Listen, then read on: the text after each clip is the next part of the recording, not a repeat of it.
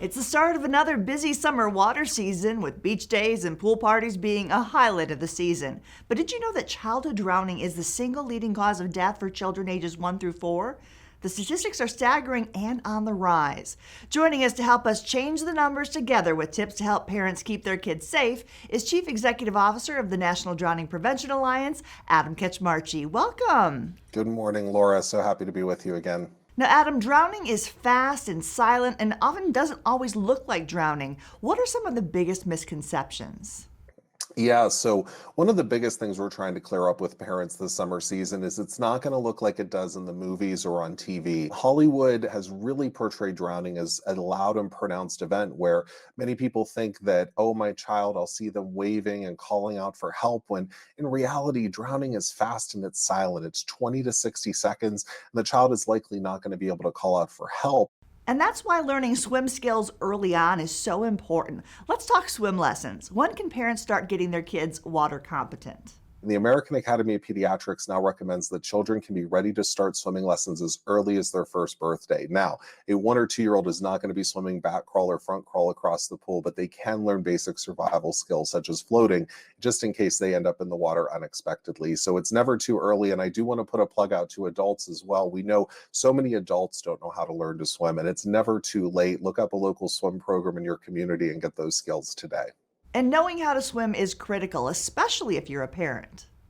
Yeah, and the statistics vary by location across the country and in different races and cultures, but we often find that if a parent doesn't know how to swim, it is very unlikely that their child is going to learn to swim because they just don't find it relevant. It's not an activity they're used to. When the child becomes a teenager or a young adult themselves, they find themselves recreating around water with their friends when their parent's not around. So it's not only important for the child to learn to swim, but for everyone in the family to be water competent.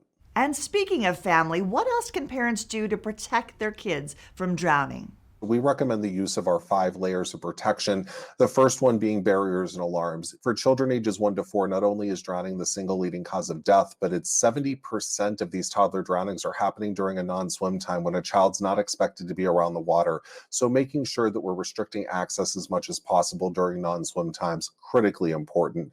Second is supervision, making sure we're practicing close, constant, and capable supervision anytime our children are recreating around the water. Even if you think about being in the water, being able to reach out and touch your children, the use of an adult water watcher, and then thinking about swimming near a lifeguard. Now, lifeguards are important, but they have a lot on their shoulders, so just make sure you're also helping to watch your child. The third layer is water competency, making sure the first sport we get these children in is learning to swim.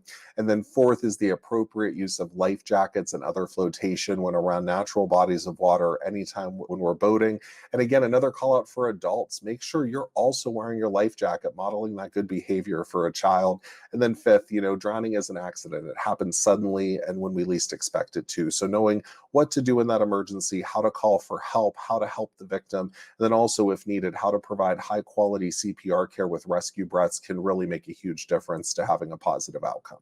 Now, we're headed into the unofficial start of summer with Memorial Day weekend. And here in San Diego, we will be in and around the bay, the lake, the beach, and we'll see kids playing, making sandcastles right at the water's edge. What do you want to make sure parents know? Any natural water environment is different than a confined water environment, such as a backyard pool. Even if you're competent in an 85-degree, pool that has clear water and no current, if you're going to the ocean, you're now going into a unconfined or uncontained water environment where there's currents, there's sea life. You may not be able to clearly see the bottom, and rip currents can occur that are going to pull you out away from shore rather quickly. So trying to find a beach where there are lifeguards is really important, but also thinking about just your family's safety. If you're going out of the ocean, take something that floats with you just in case you get caught in a rip current, you get pulled out from shore. Just having that flotation device can really make a huge difference. And where can we go for more information?